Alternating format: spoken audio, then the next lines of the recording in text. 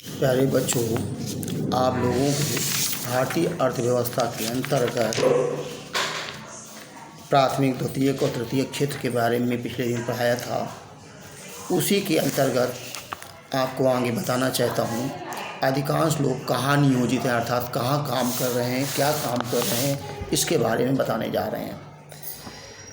कहते हैं हमारे देश के संबंध में महत्वपूर्ण बात यह है कि सकल घरेलू उत्पाद में तीनों क्षेत्रों के योगदान में परिवर्तन हुआ है, किंतु रोजगार में ऐसा परिवर्तन नहीं हुआ, जबकि विकसित देशों में योगदान दोनों स्तरों पर संपन्न हुआ है। द्वितीयक क्षेत्र की समृद्धि एवं तृतीय क्षेत्र में उछाल के बावजूद प्राथमिक क्षेत्र आज भी सबसे बड़ा नियोक्ता बना हुआ है। बढ़ती जनसंख्या के अनुसार द्वितीयक और तृतीयक क्षेत्रों में रोजगार के पर्याप्त अवसरों का सृजन नहीं हो पाया है।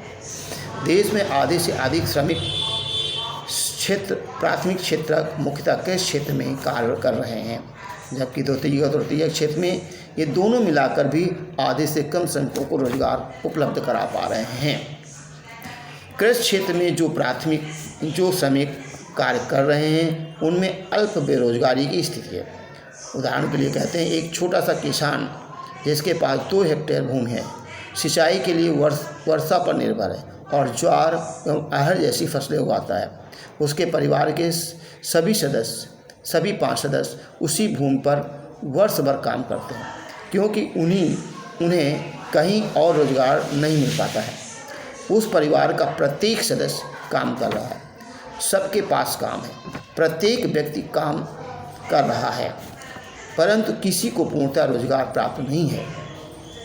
यह अल्प बेरोजगारी की स्थिति है, जहां लोग प्रत्यक्ष रूप से काम करते हैं, परंतु सभी अपनी क्षमता से कम काम करते हैं। इस प्रकार की अल्प बेरोजगारी को छिपी हुई बेरोजगारी भी कहते हैं।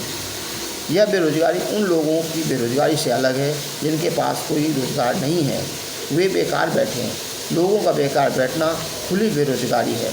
अल्प बेरोजगारी को प्रच्छन्न बेरोजगारी भी कहा जाता है। भारत में इसी प्रकार के लाखों श्रमिक हैं।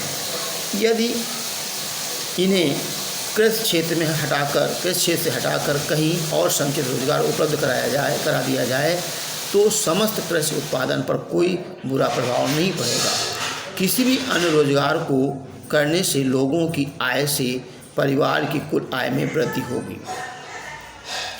अल्प बेरोजगारी, प्रच्छन्न बेरोजगारी दूसरे क्षेत्र में भी हो सकती है, जैसे कि शहरों में सेवा क्षेत्र में हजारों अनियत श्रमिक हैं जो दैनिक रोजगार की खोज करते रहते हैं। ये सभी प्लम्बर, पेंटर, मरम्मतकार जैसे रोजगार की खोज करते हैं। उनमें से अधिकतर रोजाना काम नहीं कर पाते हैं।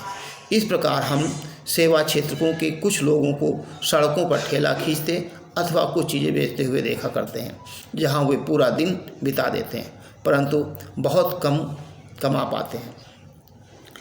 बात आती है 40 वर्षों में प्राथमिक क्षेत्र में आप क्या परिवर्तन देखते हैं। कहने का मतलब आज़ादी के बाद भी अभी भी उतना सुधार नहीं हो पाया है जितना हम लोग चाहते हैं, या पर्याप्त सुधार नहीं हो पाया है, कहते हैं सीधी बात। 40 वर्षों में सकल घरेलू उत्पाद में प्राथमिक क्षेत्र में हिस्सेदारी कम हुई है। इसका अर्थ यह है कि द्वितीय और तृतीय क्षेत्र में हिस्सेदारी बढ़ी है। रोजगार में भी प्राथमिक क्षेत्र में हिस्सेदारी घटी है, किंतु यह दर धीमी रही है। इस अवधि में द्वितीय क्षेत्र तृतीय क्षेत्र की हिस्सेदारी बढ़ी है, बात कही जा रही है। सही उत्तर का चयन करिए। अल्प बेरोजगारी तब होती है जब लोग काम करना नहीं चाहते हैं, सुस्त ढंग से काम कर रहे हैं, अपनी क्षमता से कम काम कर रहे हैं, उनके काम के लिए भुगतान नहीं किया जाता। अब बताइए इसमें कम या अल्प बेरोजगारी कब होगी।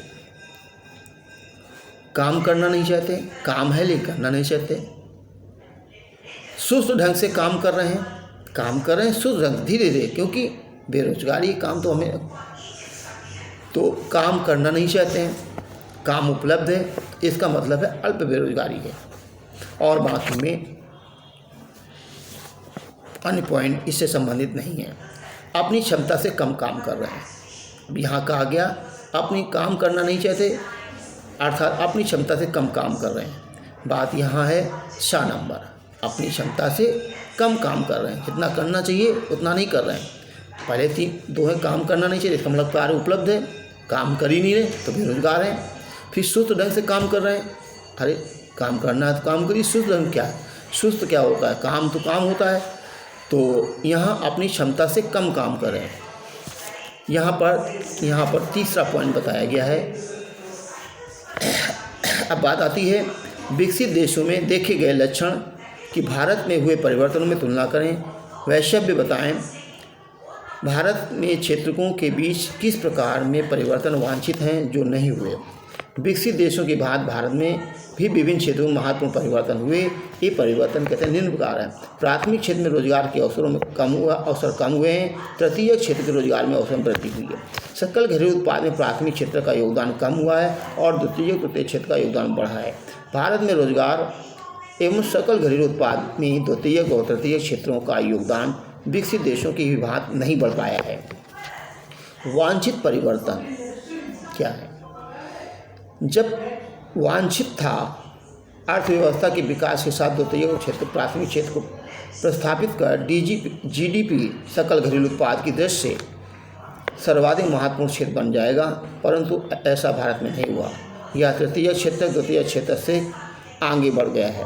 यह भी वांछित था कि विकास के साथ साथ रोजगार में प्राथमिक क्षेत्र की हिस्सेदारी कम होगी, द्वितीय और तृतीय क्षेत्रों की हिस्सेदारी बढ़कर क्रमशः सर्वाधिक हो जाएगी, परंतु भारत में ऐसा भी नहीं हुआ। आज भी प्राथमिक क्षेत्र सबसे बड़ा नियोक्ता है। द्वितीय और तृतीय क्षेत्र में रोजगार के पर्याप्त अवसरों का सृजन नहीं हुआ है। हमें अल्प बेरोजगारी के संबंध में क्यों विचार करना चाहिए? अल्प बेरोजगारी तब होती है जब लोग नियोजित दिखाई देते हैं लेकिन वास्तव में बेरोजगार होते हैं। इस स्थिति में आवश्यकता से अधिक लोग एक ही काम में लगे रहते हैं। यदि इन लोगों को उस काम से हटा दिया जाए तो उत्पादन पर कोई प्रभाव नहीं पड़ेगा। इस स्थिति में छिपी हुई या प्रचंड बेरोजगारी कहते हैं। भारत में अपेक्षा थी कि भारत में तीनों ही क्षेत्रों में रोजगार के अवसर बढ़ेंगे और धीरे धीरे बेरोजगारी समाप्त हो जाएगी, परंतु ऐसा नहीं हो सका। आशा के अनुरूप द्वितीय और तृतीय क्षेत्रों का ना तो विकास हुआ है और ना ही रोजगार समुचित अवसर सृजित हो सके हैं। ये गंभीर चिंता का विषय है कि भारत में लाखों लोग अल्प बेरोजगार हैं। यह स्थिति सामान्यतः कृषि क्षेत्र में पाई जाती है। इसके अतिरिक्त अल्प बेरोजगारी दूसरे क्षेत्रों में भी हो सकती है, जैसे शहरों में सेवा क्षेत्र में कार्यरत अनियमित श्रमिक। यदि ये लोग अन्य किसी स्थान पर काम कर रहे होते हैं तो उनके द्वारा अर्जित आय से उनकी कुल पारिवारिक आय में वृद्धि होती है। इस प्रकार कहा जा सकता है कि हमें अल्प बेरोजगारी को दूर करने के संबंध में विचार करना चाहिए, क्योंकि यह जनसंख्या की आय अर्जित करने की क्षमता कम करती है, जिससे निम्न जीवन स्तर एवं निर्धनता का उद्भव होता है। अतिरिक्त रोजगार का सृजन कैसे हो, इसके संबंध में कल चर्चा करेंगे। धन्यवाद।